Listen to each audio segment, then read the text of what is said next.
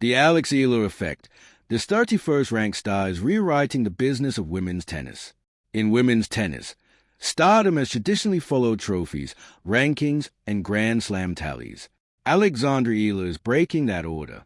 Ranked world number 31, the 20-year-old Filipina is not yet a slam champion, not yet a top 10 fixture, and not yet the most decorated player on tour. Yet wherever she plays, the stands fill first for her matches. Noise level spike. Camera lenses swing her way.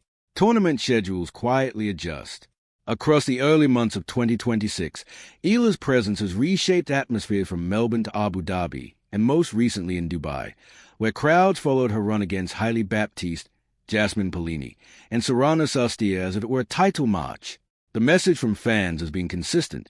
If Alex Eala is on court, that's where they want to be. Former pros have taken notice. On the Nothing Major podcast, Sam Querrey posed what would have sounded unthinkable a year ago. Is Eala the biggest draw in women's tennis right now? Steve Johnson's answer was blunt.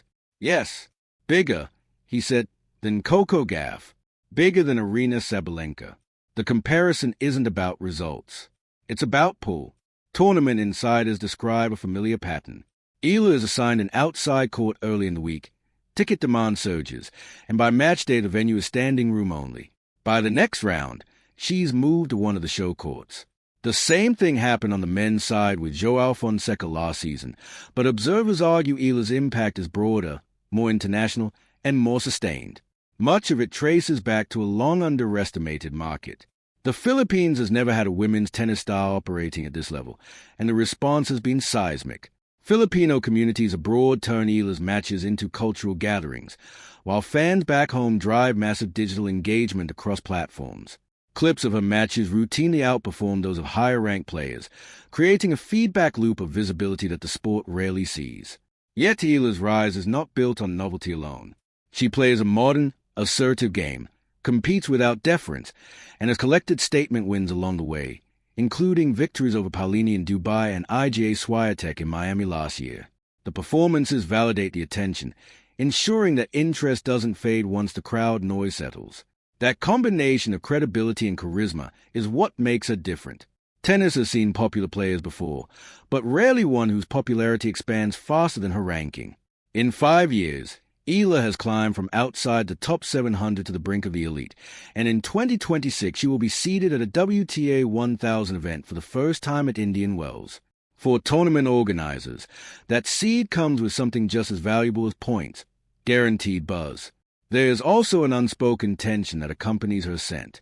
Eala now draws center court energy without center court seniority, a reality that inevitably invites comparisons, questions, and perhaps quiet envy within the locker room.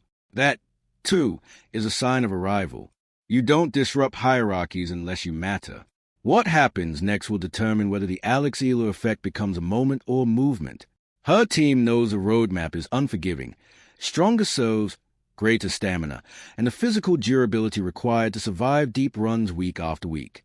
But the commercial and cultural groundwork is already laid. Eala no longer needs a title to command attention. She has changed the economics of attention itself. In a sport searching for its next global bridge between performance and personality, women's tennis may already have found one, long before the rankings say so.